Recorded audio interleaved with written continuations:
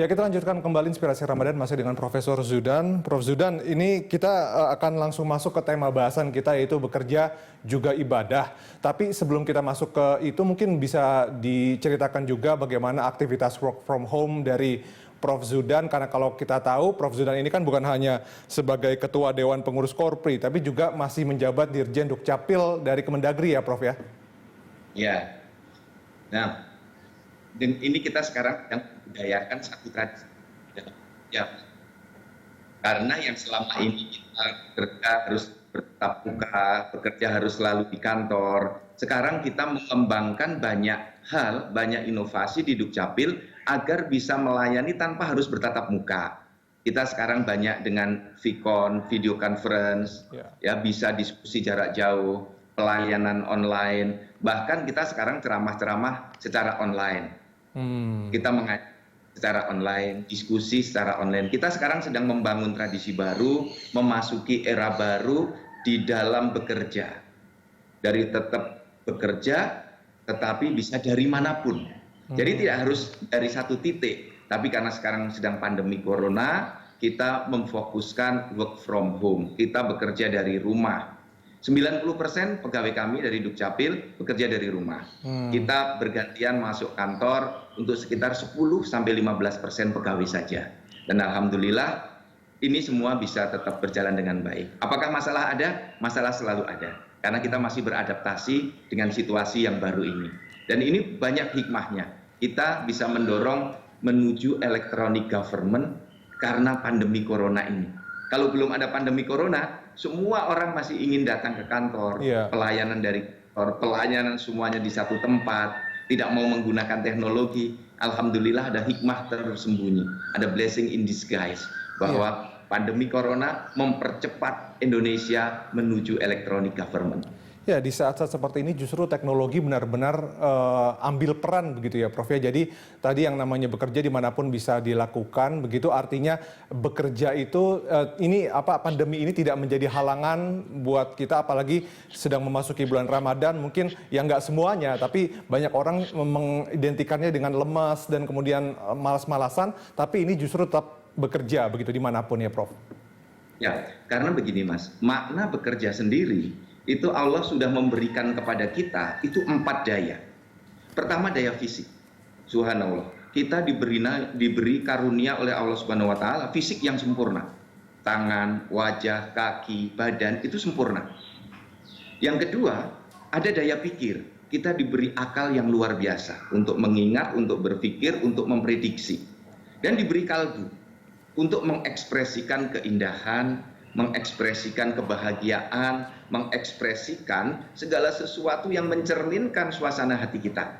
Dan yang keempat, jangan lupa Allah menganugerahkan kepada kita itu daya juang, daya hidup, semangat untuk struggle for life, untuk struggle to make a solution. Jadi di dalam bekerja adalah kita memadukan 4 daya tadi, fisiknya, pikirannya, kalbunya, dan tidak lupa juga semangat juangnya. Nah, oleh karena itu bulan Ramadan itu tidak boleh mengurangi semangat kita di dalam bekerja. Dan bekerja itu sesungguhnya adalah bukan bekerja untuk semata-mata ibadah, tapi bekerja adalah bagian dari hidup kita yang memang didedikasikan untuk ibadah. Karena kita tahu betul ya, ada surat Az-Zariyat, wa ma khalaqtul jinna wal insa illa liya'budun. Jin dan manusia itu hanya diciptakan Allah untuk bekerja, untuk beribadah. Jadi yang dilakukan bekerja apapun itu beribadah. Wa ma khalaqtul jinna wal insa illa liya'budun. Tidakkah jin dan manusia aku Allah ciptakan hanya untuk beribadah kepadaku. Jadi segala sesuatu yang kita lakukan dalam rangka 4 daya yang sudah dianugerahkan kepada kita tadi itu semata-mata untuk ibadah. Nah, disinilah relevansi kita bahwa sesungguhnya ibadah itu ya merupakan bagian integral dari manusia. Setiap gerakan manusia, setiap bekerjanya manusia itu adalah bagian dari ibadah. Tapi tentu saja tidak bisa setiap bekerja itu langsung menjadi ibadah.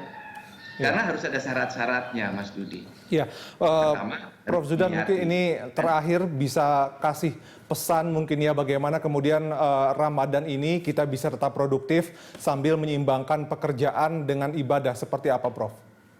Ya, pertama, setiap pekerjaan itu bisa bernilai ibadah. Setidak-tidaknya ada 4 hal yang harus kita penuhi.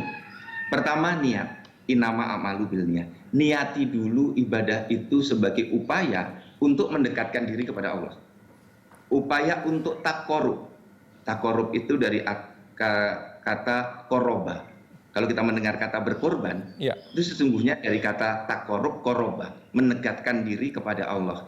Jadi di dalam bekerja, kalau ada yang mengatakan, saya sudah berkorban banyak untuk bekerja.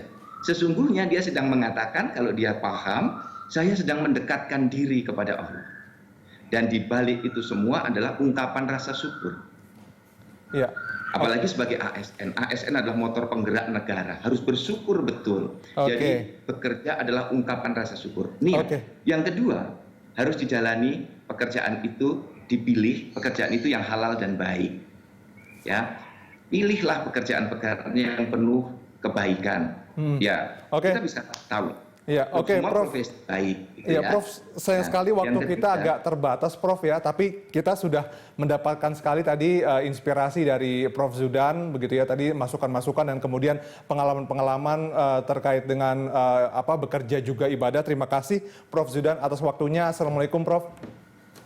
Waalaikumsalam warahmatullahi wabarakatuh. Ya, dan pemirsa, demikian tadi dialog inspirasi Ramadan. Anda bisa mengirimkan informasi dan saran kepada kami lewat email di news@berita1.tv atau follow kami via Twitter, Facebook, dan YouTube.